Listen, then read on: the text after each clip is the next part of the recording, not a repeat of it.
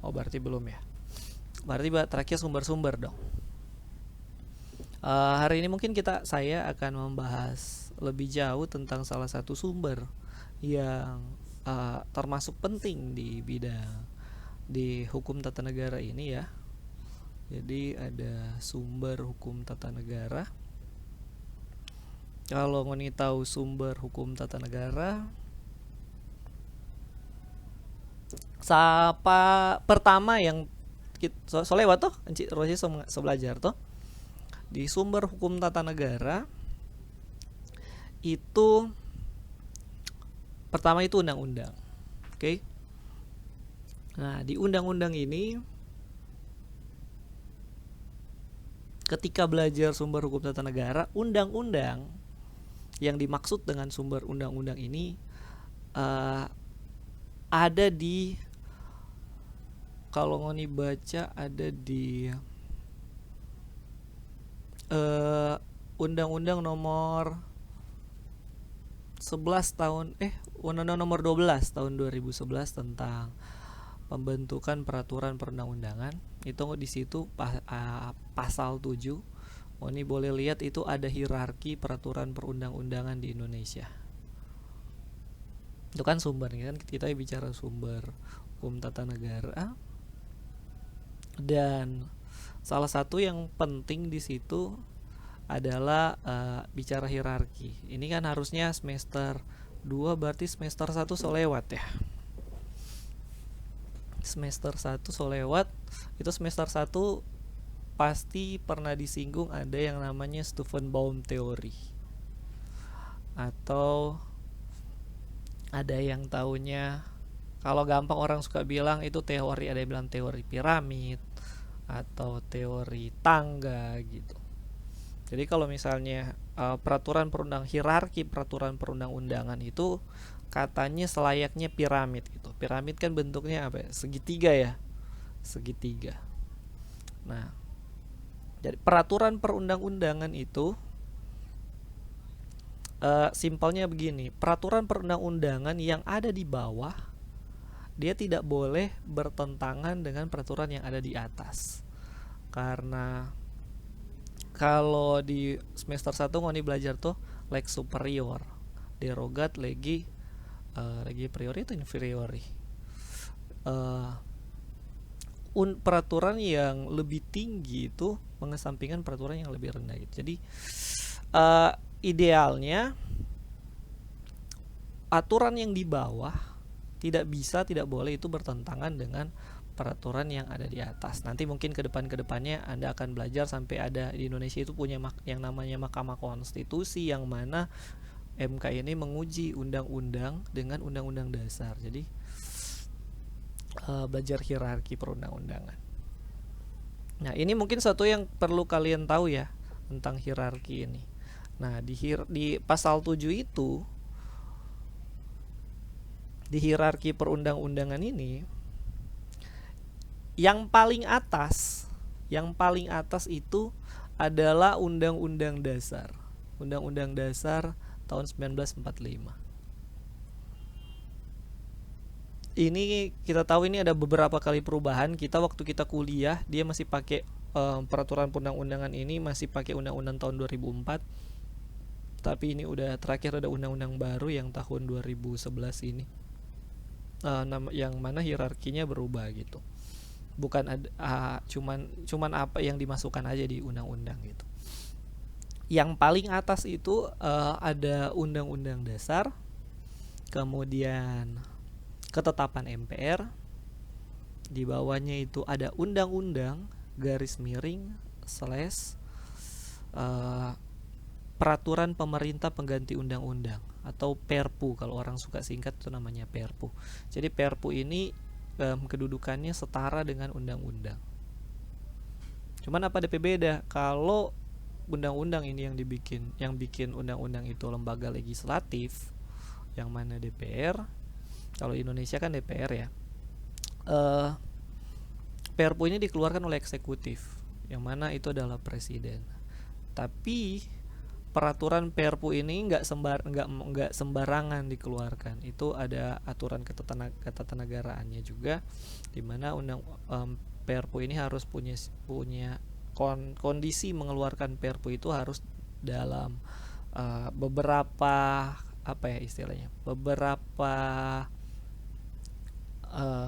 kita mau bicara apa deh istilah, beberapa persyaratan gitu. Misalnya negara dalam keadaan darurat, negara dalam keadaan bahaya. Jadi presiden nggak bisa nggak bisa asal keluarkan Perpu gitu. Itu harus ada kondisi yang dipenuhi.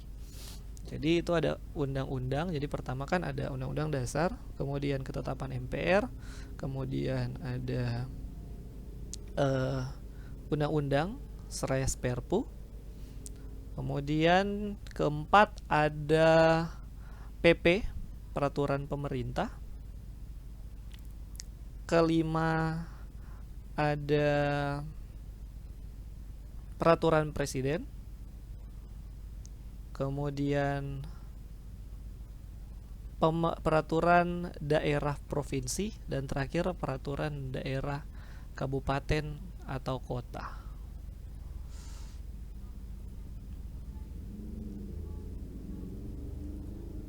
Jadi di undang-undang hierarkinya itu urutannya.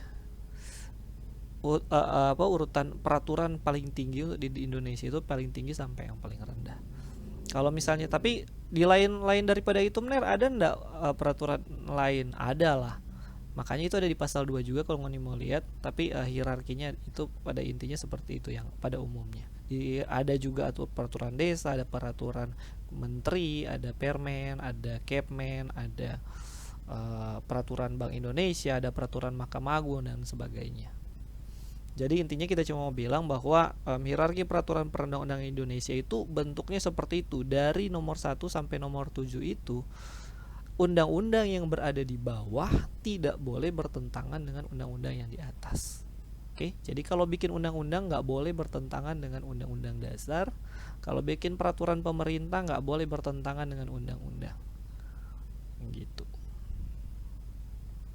Nah, satu hal yang saya anggap penting juga untuk kita tahu sebenarnya adalah, kalau boleh ini di HTN, ini kan mata kuliah HTN toh, minimal ketika kalian selesai di semester ini, saya berharap kalian menguasai undang-undang dasar. Itu kita PPR Pangoni di ini semester ini. Kita nggak mau periksa. Cuman PR ini kan masih anak-anak sekolah istilah PR. Saya berharap kalian kuasai undang-undang dasar. Karena kalau ngoni belajar hierarki tadi, yang paling atas itu undang-undang dasar. Jadi kalau ngoni kuasai undang-undang dasar, ngoni perjalanan ke depan belajar hukum itu lebih mudah lah. Gitu, kesana mau belajar kesana itu lebih gampang. Oke.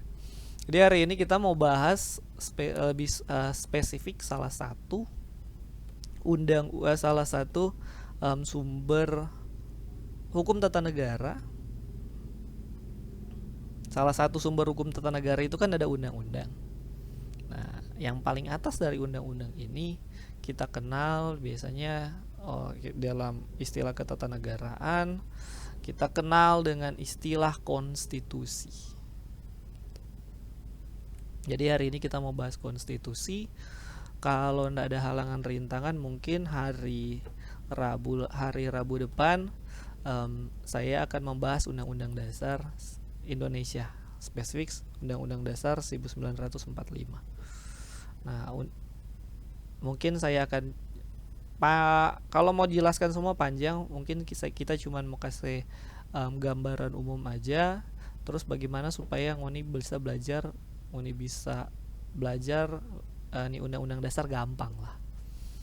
Gitu. Oke. Sampai di sini ada yang bertanya?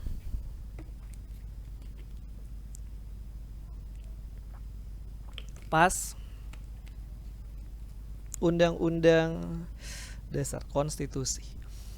Pertama yang kita perlu ketika belajar konstitusi,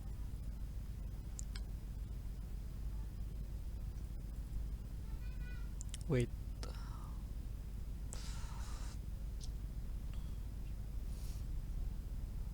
pertanyaan pertama sebenarnya apakah konstitusi itu ada sama dengan undang-undang dasar atau enggak? Kalau enggak salah kewarganegaraan, kalau ada yang kita kelas semester lalu kita mungkin sudah jelaskan sedikit ini. Apakah konstitusi sama dengan undang-undang dasar atau tidak?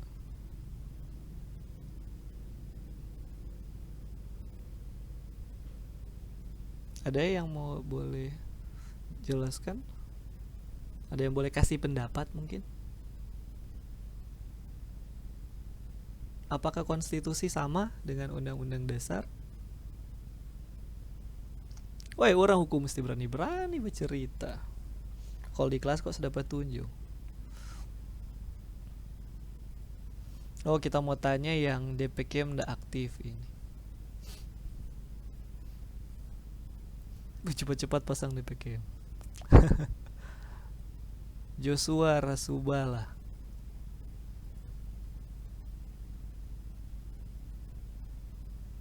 Joshua hadir? Kalau enggak masuk Joshua? Masuk catatan berarti. Hadir Ner. Oh. Hadir. Menurut Ngana konstitusi dengan undang-undang dasar sama enggak?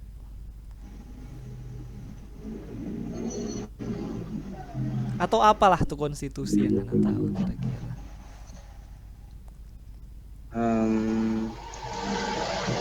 Menurut sayanya konstitusi dan undang-undang itu kayaknya tidak sama artinya. Oh. Tidak sama karena kalau konstitusi itu mungkin dia memuat hukum dasar tertulis. Oke. Tapi tertulis dan tidak tertulis gitu. Jadi konstitusi itu ya diartikan sebagai hukum dasar. Oke, ya. Siap. Sampai situ aja sudah dapat tangkap. Sorry kalau salah Ner. Udah sampai di situ sudah dapat tangkap. Joshua tahu sebenarnya dia punya inti.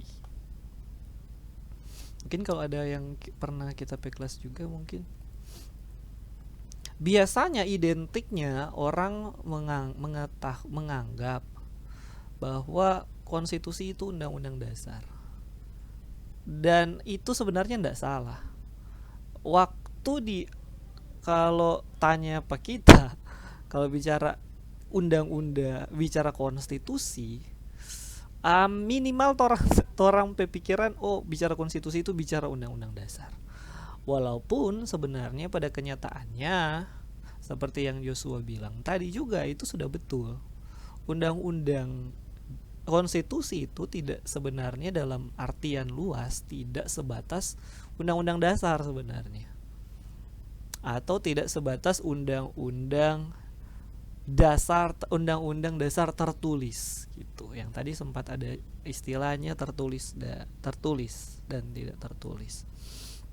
Nah, kalau ngoni baca bukunya Casey Ware, dia kasih pendapat tentang konstitusi yang menurut kita lumayan bagus. Dia membedakan antara konstitusi itu ke dalam dua bagian. Konstitusi dalam dua pengertian. Yang satu dia sebutnya adalah narrow sense, yang satu dia bilang konstitusi itu dalam pengertiannya wider sense atau wide sense, yang lebih luas. Jadi dalam pengertian secara sempit, konstitusi itu bicara undang-undang dasar tertulis gitu. Yang GP gampang, kita cuma bilang DP gampang ya supaya ini gampang mau paham, karena kalau mau pakai istilah-istilah ini istilah-istilah terlalu rumit nanti kita takut nggak mau masuk gitu. Jadi Casey Ware itu mengungkapkan narrow sense itu, konstitusi dalam artian narrow sense ini, dalam arti sempit, itu adalah kumpulan aturan yang terdokumentasikan dalam suatu naskah atau berbagai naskah. Jadi intinya tertulis lah, itu supaya gampang untuk orang cerna tuh. Jadi konstitusi narrow sense-nya itu dalam artian sempit, ya konstitusi itu undang-undang dasar itu aja. Gitu. Jadi ketika kalau misalnya ada orang bilang oh konstitusi itu undang-undang dasar, itu nggak salah. Karena memang dalam arti sempit itu konstitusi itu undang-undang dasar. Nah, dalam wider sense-nya, dalam pengertian yang lebih luas, ternyata konstitusi ini bukan hanya undang-undang dasar tertulis saja, tapi dia juga termasuk dalam undang-undang dasar yang tidak tertulis, atau orang hukum suka sebutnya konvensi. Jadi selain ada undang-undang dasar tertulis, ada juga undang-undang dasar tidak tertulis yang dikenal dengan istilah konvensi. Ini bukan yang dimaksud di hukum internasional ya, sumber hukum internasional international convention, bukan itu. Konvensi yang dimaksud di sini adalah kebiasaan ketatanegaraan. Gitu. Jadi ada undang-undang dasar tidak tertulis yang namanya konvensi. Dan itu masuk ke dalam konstitusi kalau dalam artian luas. Kalau di negara-negara Eropa kontinental yang sistem hukumnya Eropa kontinental seperti Indonesia, memang mungkin agak jarang kita temui tentang konvensi ini. Tapi untuk negara-negara yang sistemnya common law atau Anglo-Saxon ya, itu akan lebih banyak. Kalau menurut saya ya, biasanya lebih banyak itu konvensi-konvensinya. Undang-undang dasar tidak tertulisnya gitu. Jadi cuman biasanya karena kita kan negaranya sistem hukumnya itu Eropa kontinental. Oh ya, ini masih semester 2 ya, jangan kaget belum tahu tuh ini. Ini Romano-Germanic family. Jadi kalau di dunia itu biasanya ada yang dua yang besar, walaupun ada yang lain juga. Sistem hukum yang dua besar itu ada Romano-Germanic family dengan ada common law family. Yang Romano-Germanic itu biasanya orang kenalnya yang Eropa kontinental.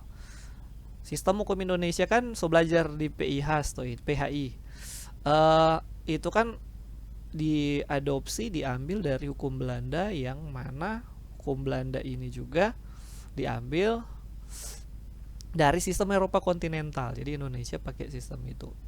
Biasanya identiknya ciri hukum-hukum Eropa kontinental itu dia aturan hukumnya terkodifikasi. Udah semester 1 kita tahu pasti belajar ini. Kalau enggak ya coba cerita sendiri, mungkin kita terlalu lama kalau kita mau, terlalu panjang kalau kita mau jelaskan. Pokoknya intinya seperti itulah. Jadi mungkin konsep-konsep konvensi di kita juga tidak terlalu banyak, tapi mungkin kalau misalnya biasanya kalau orang tanya konvensi, misalnya kalau contoh konvensi di Indonesia misalnya apa? Misalnya pidato presiden di MPR itu tanggal 18 Agustus ya kalau nggak salah, 18, 17 atau 16 kita lupa, sebelum hari kemerdekaan atau setelah itu presiden itu akan pidato di depan MPR, dan itu tidak ada aturannya, tidak ada undang-undangnya. Di konvensi itu kebiasaan ketatanegaraan, intinya pada dasarnya itu dilakukan secara berulang-ulang, kemudian dalam kurun waktu tertentu. Jadi akhirnya jadi kebiasaan gitu. Kebiasaan ketatanegaraan. Dan dia undang-undangnya tidak tertulis, dan itu termasuk dianggap sebagai konstitusi juga dalam pengertian yang lebih luas. Kalau mungkin kita kasih contoh yang mungkin yang biasa, yang termasuk gampang, ini kita kasih contoh di Amerika misalnya. Amerika sampai tahun Amerika itu pemilihan presidennya itu 2 periode, ya toh? Bisa dipilih 2 periode kan? Sampai tahun 19 berapa ya? 1940-an sampai sebelum itu jadi undang-undang tidak tertulis, jadi konvensi. Jadi pertama kali itu yang bikin tuh George Washington. Waktu George Washington pertama jadi presiden, dia kan sebenarnya nggak mau.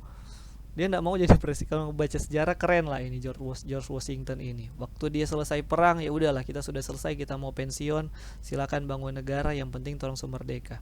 Tapi waktu itu kemudian si George Washington ini didesak gitu, dipaksa, mesti ngana yang jadi presiden, yang nggak ada lain gitu. Akhirnya dia mau lah, oke lah, setelah didesak ya terpaksa jadi presiden.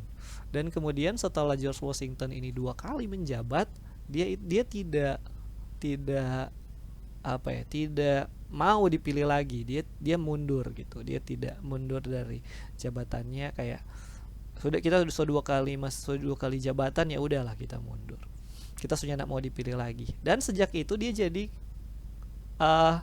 jadi konvensi gitu, dia jadi undang-undang tidak tertulis di Amerika bahwa presiden itu 2 periode. Di Undang-Undang Dasar Amerika ndak ada tertulis presiden itu cuman 2 periode.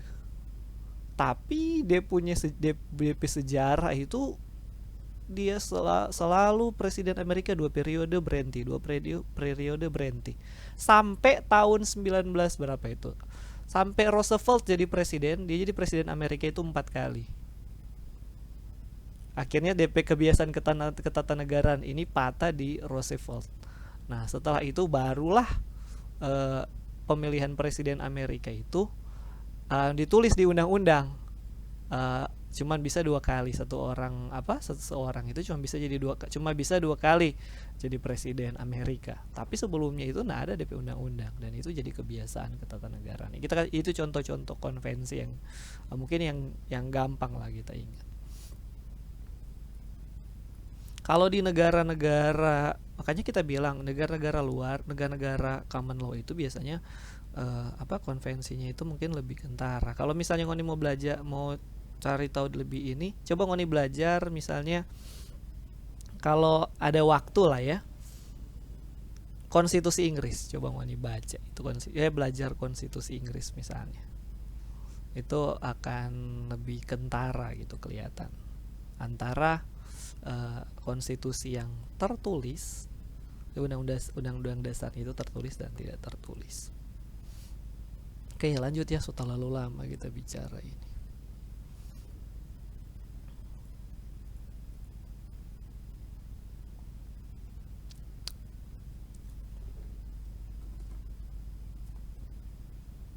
Kemudian istilah konstitusi, apakah istilah konstitusi itu selalu berhubungan dengan negara? Sebenarnya istilah konstitusi itu dia tidak identik sebenarnya dengan istilah negara, dengan kata negara, tetapi lebih identik dengan organisasi. Jadi konstitusi ini, makanya sebenarnya konstitusi ini bukan cuma jadi istilah ketatanegaraan aja. Sebenarnya kalau mau ada misalnya satu organisasi apapun itu bisa bikin konstitusi organisasi tersebut. Misalnya BEM itu ada BEM, misalnya mau bikin konstitusi BEM, ya oke lah gitu. Jadi ini bukan istilah, sebenarnya lebih identik ke istilah organisasi, yaitu aturan dasar organisasi. Jadi kalau misalnya ngoni belajar pengertian HTN ini, hukum tata negara kan, Lockman di awal kan ya, harusnya so belajar pertama. Lockman kasih pendapat tentang hukum tata negara itu, Lockman kasih pendapat negara itu adalah organisasi jabatan. Kalau dari Lockman pendapat, jadi negara ini organisasi jabatan, dan sebenarnya itu yang orang mau belajar di mata kuliah ini. Jadi negara organisasi jabatan yang mana mungkin salah satu yang apa yang diatur dalam konstitusi. Nah, ketika bicara organisasi jabatan ini, itu kan dibahas berarti bagaimana jangan dulu bagaimana. Kewenangan-kewenangan apa saja yang dimiliki oleh suatu jabatan. Nah, konstitusi itu sendiri kan sebenarnya tidak terlepas dari paham konstitusionalisme. Konstitusionalisme, kalau tidak salah kita pernah saya ajar istilah konstitusionalisme di kewarganegaraan. Konstitusionalisme kayak apa yang mau bilang? Paham atau aliran yang menghendaki adanya pembatasan kekuasaan. Jadi kalau dari sejarah itu kekuasaan yang tidak dibatasi itu biasanya itu jadi arogan, jadi kacau, jadi chaos. Pokoknya biasanya bencana lah kalau orang belajar di sejarah. Itu seorang raja yang punya kekuasaan absolut itu berdasarkan sejarah itu tidak baik. Kemudian ada gerakan yang namanya konstitusionalisme ini yang mana membatasi adanya aliran atau paham yang menghendaki adanya pembatasan kekuasaan. Jadi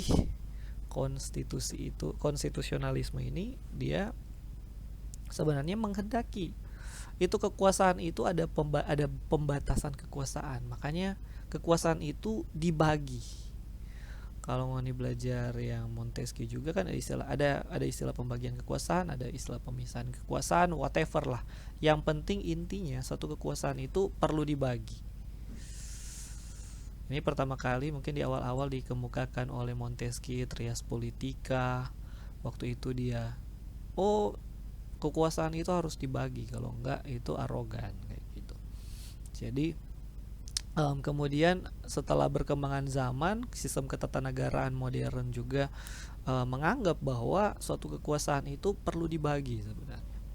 Nah, jadi bagaimana caranya? Di konstitusi itu sendiri, tadi kan bicara organisasi jabatan, konstitusi itu sendiri dia membagi kewenangan-kewenangan di setiap jabatan tertentu. Oke. Jadi kewenangan-kewenangan apa saja? Kalau misalnya Indonesia punya berapa lembaga negara, kekuasaan itu dibagi ke 8 9 lembaga negara. Ada presiden, ada DPR, ada MPR, ada DPD, ada eksekutifnya, supaya lebih gampang belajar. Eksekutifnya itu ada presiden, legislatifnya itu ada MPR, DPR ada DPD, yudikatifnya itu ada Mahkamah Agung, Komisi Yudisial, Mahkamah Konstitusi. Kemudian Indonesia juga punya lembaga pengawas yang namanya BPK. Jadi itu kekuasaan yang dibagi di konstitusi. Jadi jabatan-jabatan itu bicara organisasi jabatan apa saja yang dimiliki di suatu negara. Kemudian bagaimana cara mengisi jabatan-jabatan tersebut. Jadi kalau misalnya ini presiden tugas kewenangannya ini nih, lihat di Undang-Undang Dasar. Bagaimana cara? Di konstitusi disebutkan kewenangan-kewenangannya apa, kemudian dibatasi kewenangan-kewenangannya ini seperti apa, tidak boleh masuk, tidak boleh melangkahi. Itu kan kalau istilah ini melangkahi kewenangan, melampaui kewenangan tidak bisa. Dia harus melaksanakan tugas jabatan sesuai dengan yang diberikan konstitusi.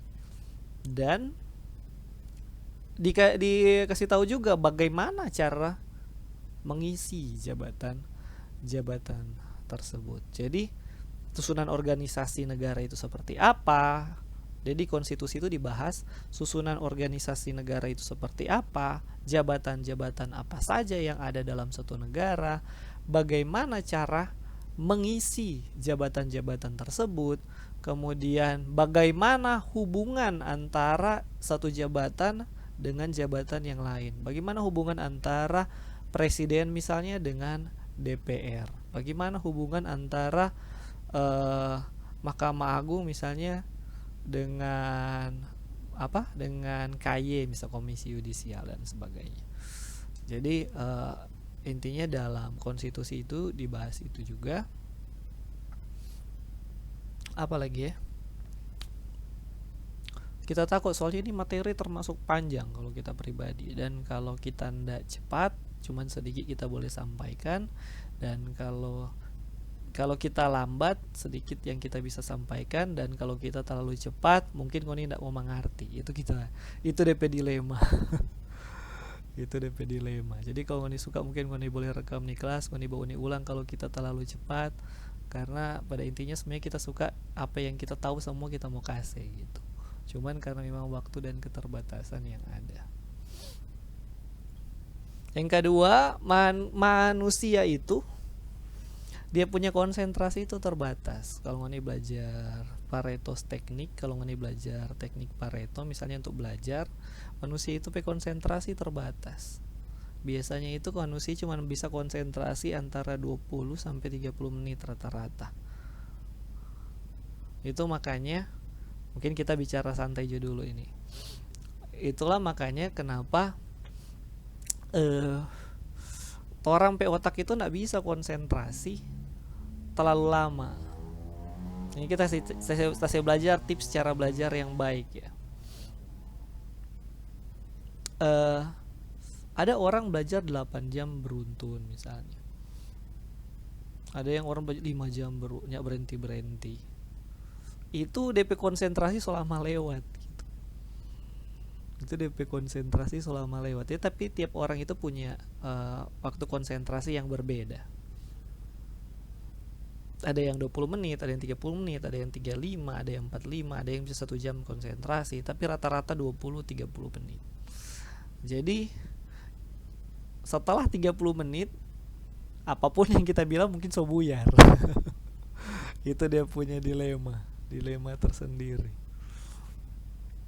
Makanya kita kasih tips ngoni. Kalau misalnya ngoni belajar tuh, kan ngoni sendiri yang tahu ngoni pediri.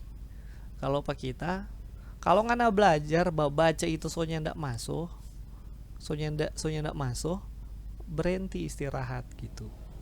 Istirahat 5 menit. Kalau Pareto kan bilang 5-10 menit istirahat, habis itu belajar lagi. Karena orang konsentrasi manusia itu cuma 20-30 menit buyar. Jadi kalau ngoni belajar 1 jam, belajar non-stop, kayak contoh kita kasih kelas ini 1 jam non-stop, itu cuma 20-30 menit itu masuk, DP sisa buyar. Jadi makanya orang agak santai-santai sedikit dulu ini. Dengan yang nggak usah terlalu tegang sih. Yang penting apa yang kita ada konga-konga akang ini ada sedikit juga yang termasuk ya, itu so lumayan lah gitu. Dengan belum tentu yang kita bilang betul, jadi makanya perlu di cross check lagi tuh. Mungkin so baflas tuh kita ini so konga tuh lain kita aja bilang nih. Jangan lupa anggaplah ilmu itu sebagai pengkayaan lah buat ngoni. Ketika dengar sesuatu pendapat, suatu teori, jadikan itu pengkayaan buat kalian gitu. Ketika bukan ini yang benar, ini yang salah, atau jadi perdebatan, pertentangan, itu anggaplah memperkaya lah ngoni punya wawasan gitu. Oke, lanjut ya. Bicara konstitusi, apa lagi yang kita perlu saya ajar.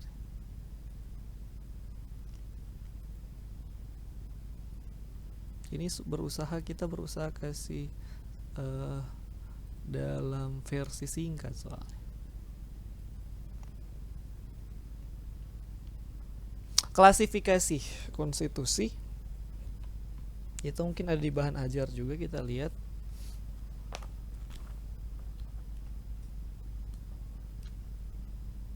Oh iya, ada pesan dari penanggung jawab, katanya yang mau ambil bahan ajar, apa katanya, hubungi ketua kelas atau wakil, kita lupa ya, pokoknya itulah dari konstitusi di Indonesia. Mungkin ini juga penting juga sedikit. Jadi Indonesia pe konstitusi dan apa mener? Undang-Undang Dasar 1945. Gitu.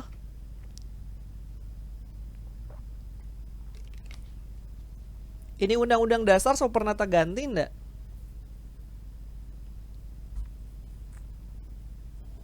Indonesia pe konstitusi apa cuma ini Undang-Undang Dasar? Sepi-sepi gini kan. Kita kalau kok di kelas ini DP beda kalau di kelas dengan di online. Kalau di kelas dapat ini DP suasana kan dapat rasa tuh. Kalau di online dapat rasa kita bercerita sendiri. Aduh. Jadi enggak tahu ini dange itu tuh enggak. Indonesia sejak merdeka itu tahun 1945. Waktu pertama kali merdeka, besoknya merdekaan tanggal berapa Kote? Tanggal 25 Desember. 17 Agustus. 17 Agustus habis merdeka, besoknya itu langsung ada sidang.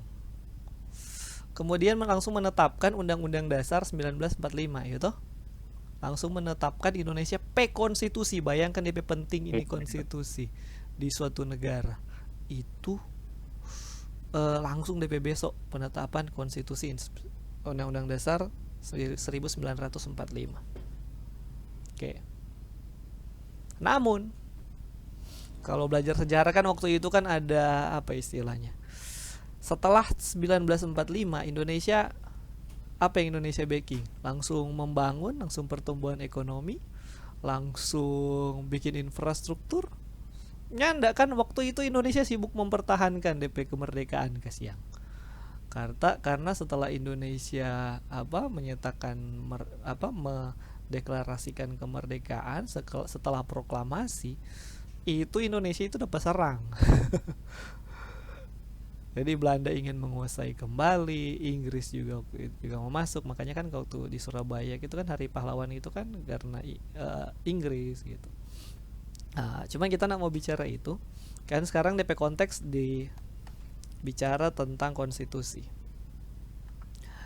Jadi pertama Indonesia itu waktu dia merdeka tahun 1945, kita belajar sejarah sedikit. 1945 sampai 1949 itu berlaku Undang-Undang Dasar UUD 1945 yang kita tahu sekarang. Yang kita tahu sekarang. Kemudian apa Gote? Setelah 1945 sampai 1950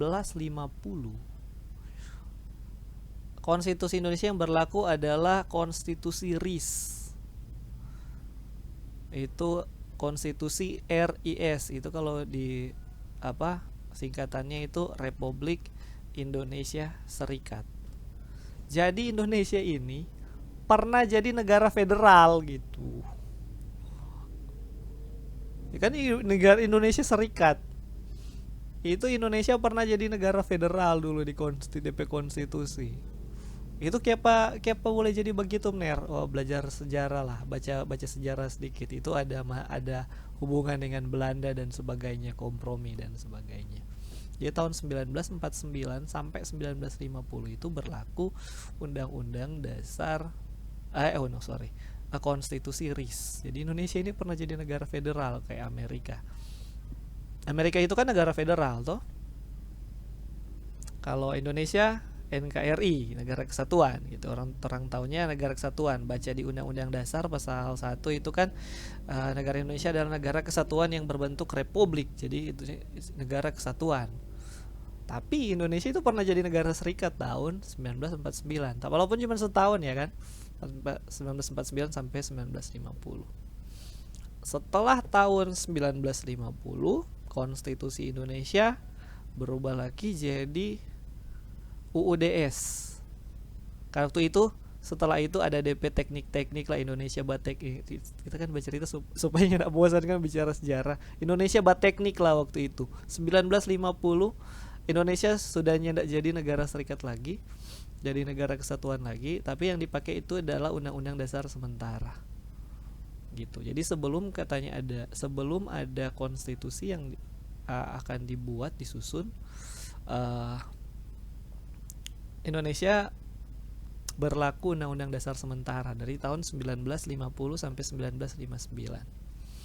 Makanya itu waktu itu eh, dibuat satu lembaga namanya lembaga atau sorry kita takut agak lupa soalnya sejarah kan itu sudah ini terjadi kok 60-70 tahun lalu, jadi kita suka agak lupa itu waktu kita masih muda dulu.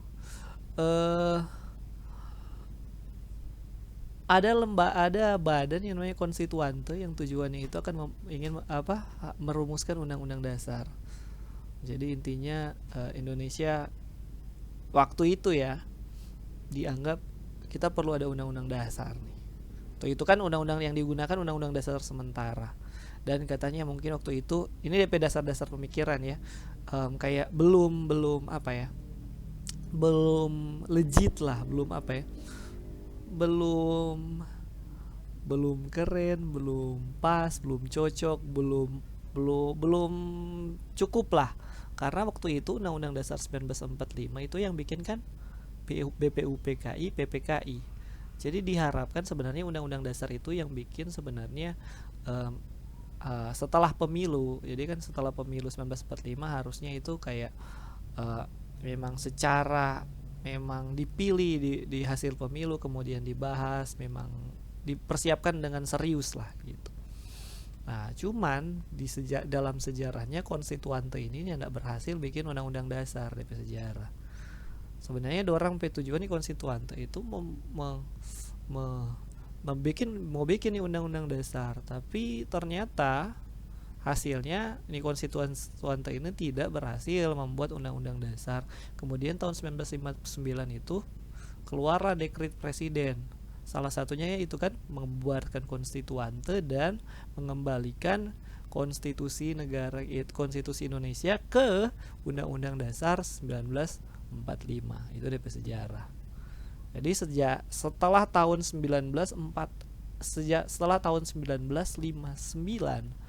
sampai sekarang Indonesia konstitusi yang berlaku, konstitusi yang sah di Indonesia adalah Undang-Undang Dasar 1945. Itu DP sejarah lah tuh orang konstitusi. Jadi Indonesia ini pernah jadi negara serikat juga, pernah jadi negara federal di tahun 49. Kemudian konstitusi ini Undang-Undang Dasar 1945 ini ada 4 kali mengalami perubahan. Yaitu di tahun 1999, 2000, 2001 dan 2002. Kalau ngoni tahu itu waktu itu salah satu sejarahnya waktu itu kan 98 itu ada krisis 979 itu ada 98 itu Indonesia ada krisis ya. Krisis moneter mungkin kalau dulu orang istilahnya ini belum lahir kan angkatan tahun 2000. Krismon itu dulu ada istilah yang top itu namanya krismon, krisis moneter. Tapi waktu itu 98 itu kacau lah, krisis ekonomi, krisis politik, krisis hukum, krisis sosial budaya, pokoknya sampai rezim Orde Baru kan tumbang di tahun 98. Dan setelah itu salah satu setelah tumbangnya rezim Orde Baru itu penggagas reformasi ini mengamandemen Undang-Undang Dasar 1945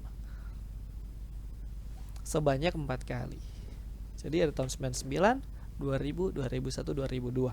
Kalau misalnya ngoni baca Undang-Undang Dasar itu, misalnya ngoni searching itu kalau nggak salah itu ada kalau ngoni baca Undang-Undang Dasar ada yang kalau ada di di website tertentu yang bagus DP Undang-Undang Dasar itu dia di akhir pasal itu dorang ada kasih tanda bintang. Jadi bintang 1, bintang 2, bintang 3, bintang 4. Ini maksudnya ini pasal ini dimasukkan di amandemen pertama, kedua, ketiga, keempat gitu. Apa aja yang dirubah banyak.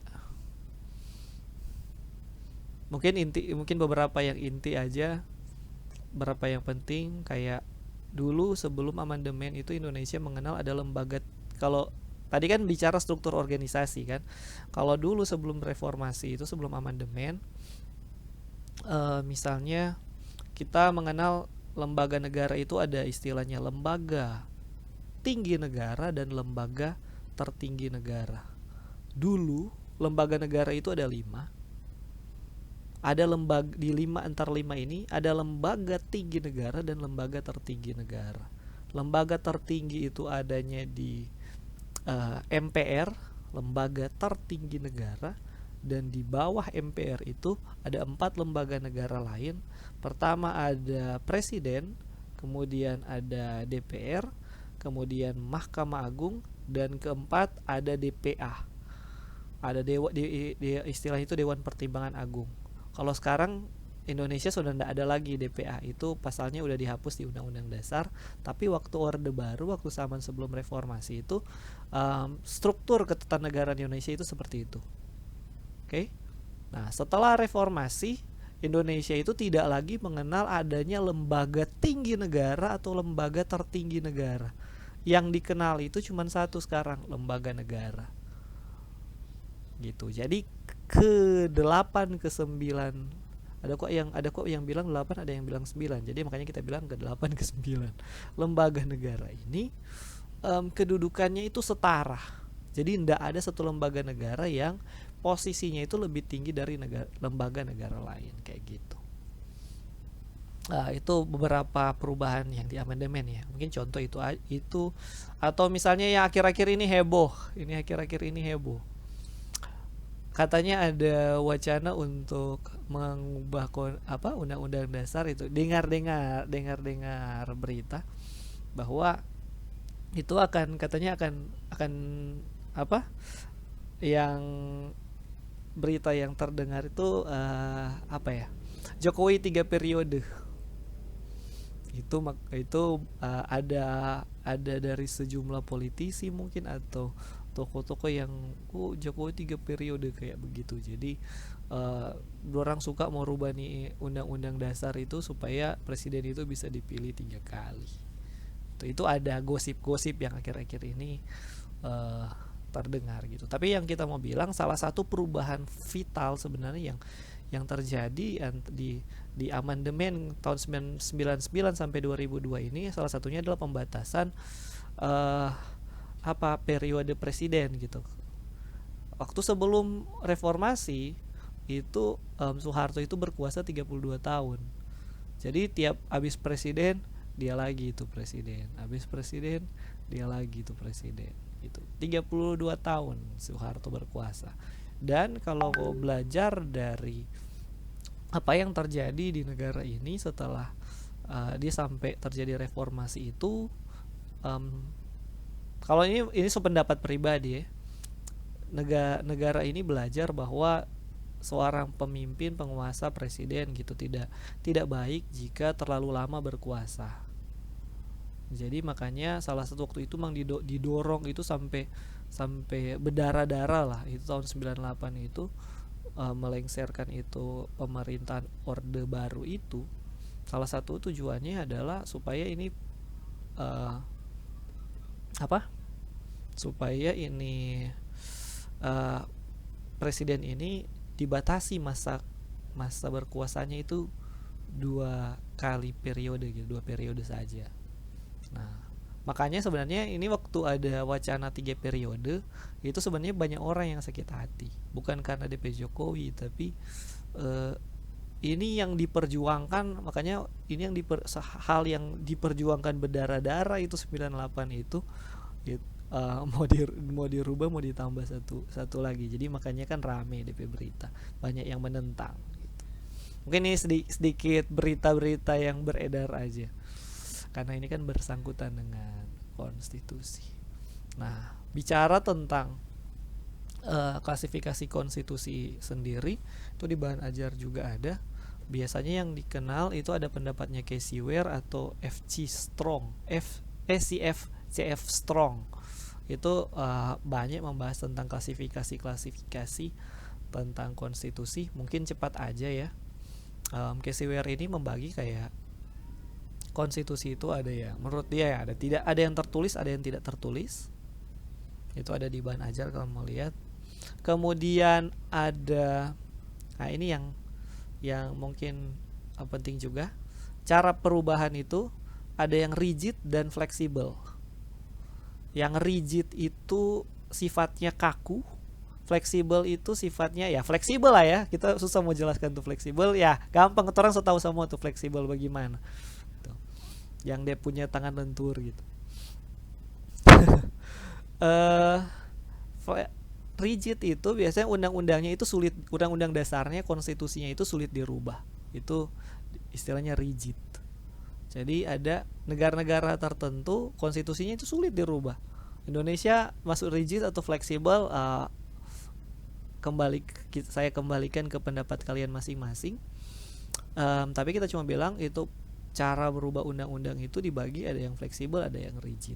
Jadi yang mudah, yang kaku, ada yang fleksibel. Itu ada pro kontra. Jadi sebenarnya bicara konstitusi, yang menurut Casey Ware juga tidak ada satu negara yang cocok konstitusinya untuk dipakai di negara lain. Gitu. Itu menurut pendapat dia dan menurut pendapat banyak orang. Jadi konstitusi di tiap negara itu berbeda. Karena setiap negara itu punya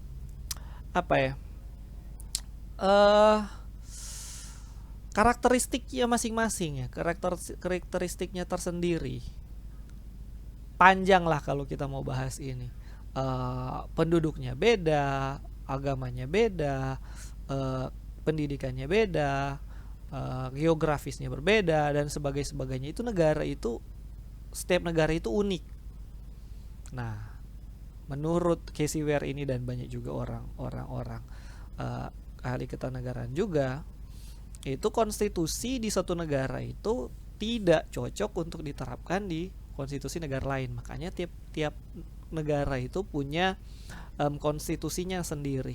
Jadi setiap negara itu punya konstitusinya masing-masing. Ini mau berapa lembaga negara, kewenangannya mau seperti apa, itu biasanya itu berbeda antara satu negara dengan yang lain karena tiap negara itu unik.